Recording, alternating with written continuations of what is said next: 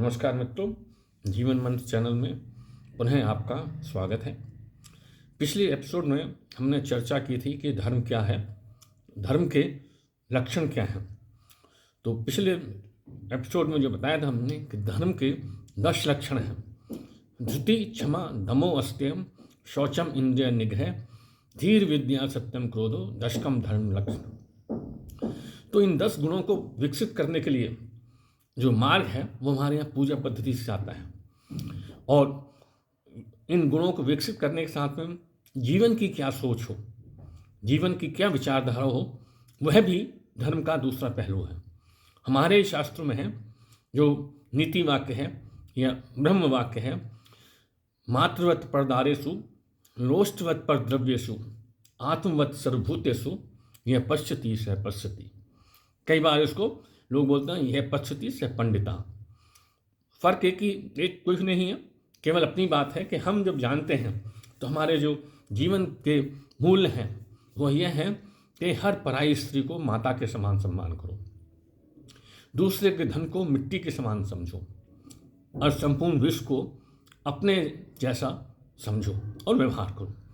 तो इतने महान आदर्श हमारे धर्म में हैं, इसलिए हमारा धर्म श्रेष्ठ है, क्योंकि हमारे धर्म में ही चींटी से लेकर हाथी तक के जीवन की व्यवस्था है, उसका सम्मान है।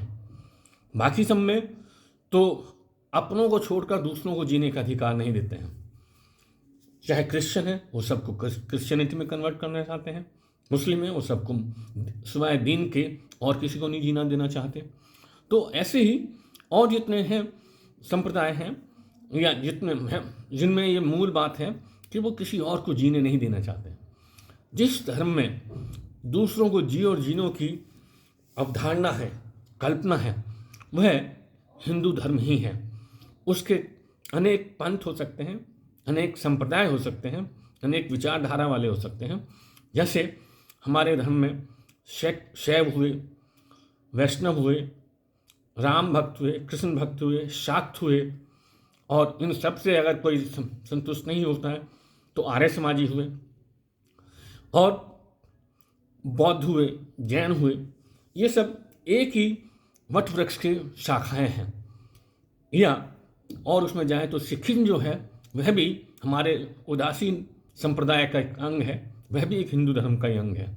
कुछ इससे सहमत ना हो या कुछ इस पर उत्तेजित हो सकते हैं, परंतु वास्तविकता यह है कि हमारे इस मातृभूमि के, जम्बू द्वीप के, भारतवर्ष के जितने धर्म हैं सब दूसरों को ध्यान रख के बनाए जाते हैं और उन्हीं के दूसरों को जीने का अधिकार देते हैं, उनके अधिकार को स्वीकार करते हैं और उनको जीने के लिए व्यवस्था करते हैं।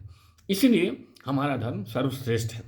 अब चाहे वो बौद्ध हो, जहाँ वो कठोर प्रक्रिया से, कठोर मापदंड से नहीं रहना चाहते, तो बौद्ध धर्म हो गए जिसमें सम्यक विचार, सम्यक दृष्टि, सम्यक अर्थात उचित जो 8 नियम हैं, उचित हमारे जीवन धारा हो, अच्छे विचार हो, अच्छी सोच हो, अच्छे देखने की शक्ति हो, अच्छा सुनने की शक्ति हो, अच्छा करने की शक्ति हो।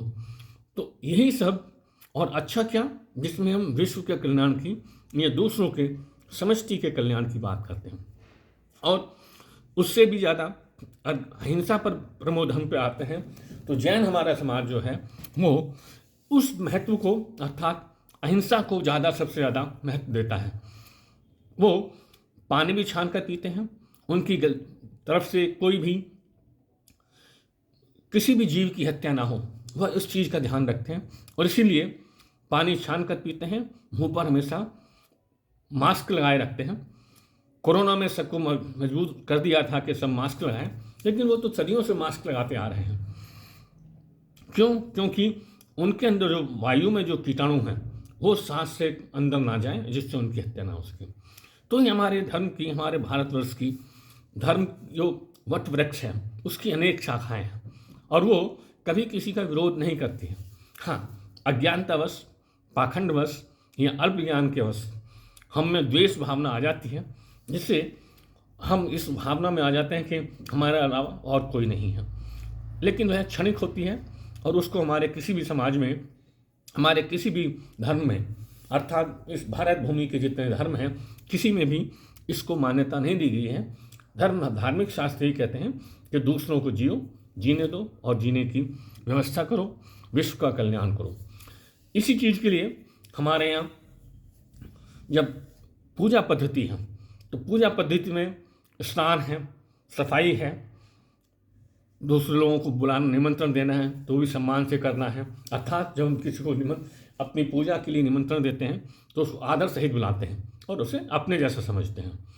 उस प्रसाद बांटते हैं तो वो दूसरों को समष्टि के लिए, जो आप अतिथि हैं, जो भक्तगण हैं, उनकी भोजन की पूर्ति के लिए, और उसको नाम प्रसाद का देते हैं क्योंकि उसमें भी हमारे अंदर कोई अहंकार ना आ जाए। इसलिए उसे भगवान के प्रसाद मानकर ही हम वितरित करते हैं और ग्रहण करते हैं। और यह भी कहा गया है कि जो चीज़ हम प्रसाद के रूप में नहीं लेते हैं वे हम पाप खाते हैं, अन्य नहीं। इसलिए हमारे यहाँ हर कीर्तन में, हर पूजा में, चाहे त्यौहार हो, सब में अपने के साथ साथ आस पड़ोस को बांटना भी अनिवार्य है। चाहे वो दिवाली हो या रक्षाबंधन हो या जन्माष्टमी हो, ये सब सामूहिक तौर पर जाते हैं, या दुर्गा पूजाएं हों, इसमें अपने साथ साथ हम अपने समाज को भी अर्पित करते हैं और उनको भी अपने जैसा समझकर भोजन वितरित करते हैं। तो इसलिए हमारा धर्म सर्वश्रेष्ठ धर्म है। और अगर किसी के मन में अज्ञानता हो, अल्पज्ञता हो, तो वह अपने आप को हीन समझने लगता है, लेकिन वास्तव में हमारा धर्म सर्वश्रेष्ठ है। इसको गौरव कीजिए, स्वाभिमान समझिए और उसका पालन कीजिए, क्योंकि समष्टि की रखरखाव का, उसके संवर्धन का अगर कोई धर्म है तो वह हिंदू धर्म है, जो हमेशा आत्म नियंत्रण में रहने की बात करता है। प्रकृति से संसाधनों का दोहन करना है, वह भी नियमित रूप से करते हैं। कोई व्यस्त ना जाए, इसलिए हम क्या बोलते हैं कि भी फेंकोगे, अन्न का अपमान करोगे, फेंकोगे तो पाप करोगे। तो जो कर्म हमको नहीं करने हैं उसको पाप की संग नामांकन दिया गया, और जो हमको करने हैं वह पुण्य का।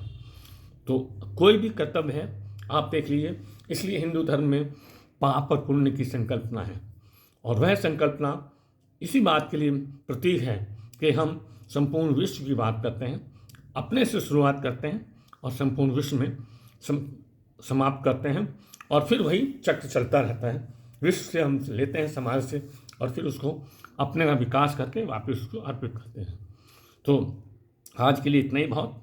और यही है कि अगर ये आपको वीडियो अच्छा लगा तो इस पर कमेंट्स करना ना भूलें, लाइक करें और शेयर करें, जिससे कि हम अपने धर्म को प्रचारित कर सकें और उसके बारे में जो गलतफहमियाँ, भ्रांतियाँ या दुष्प्रचार किया गया है उससे हम दूर हो सकें, अपनी भी रक्षा कर सकें और पूरे विश्व की कल्याण भी कर सकें। धन्यवाद। फिर मिलेंगे आगामी वीडियो में, तब तक के लिए विदा।